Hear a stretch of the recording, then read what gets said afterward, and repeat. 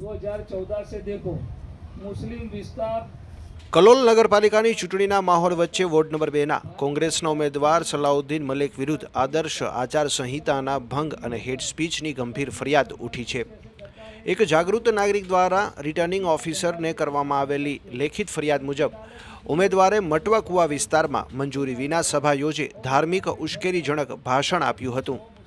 આક્ષેપ છે કે ભાષણમાં વિશિષ્ટ સમુદાયો વચ્ચે વૈમનસ્ય ફેલાય તેવા શબ્દોનો પ્રયોગ કરી મતદારોને ગેરમાર્ગે દોરવાનો પ્રયાસ કરવામાં આવ્યો છે, જે અંતર્ગત ઉમેદવારનું ફોર્મ રદ કરવાની માંગ સાથે વીડિયો પુરાવા રજૂ કરવામાં આવ્યા છે।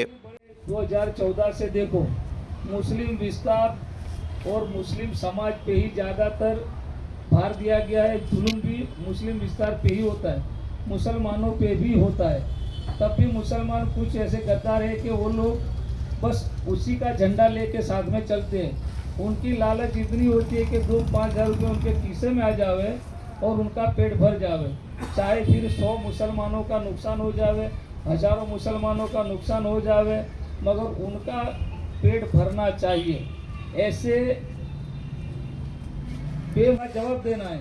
अगर आपको कोई परेशानी होती है, अगर आपको बोलने से और आपको कोई ऐसा करता है कि मैं ये कर दूंगा वो कर दूंगा, धमकी देता है, तो हम आपके साथ खड़े हैं। चाहे वो कोई भी हो, चाहे कितने बड़े पद पे हो, चाहे कैसा बड़ा नेता हो, हम आपके साथ में खड़े नहीं। अगर आप सच्चे हैं तो हम आपके साथ अल्हम्दुलिल्लाह कल भी खड़े थे और आज भी खड़े रहेंगे।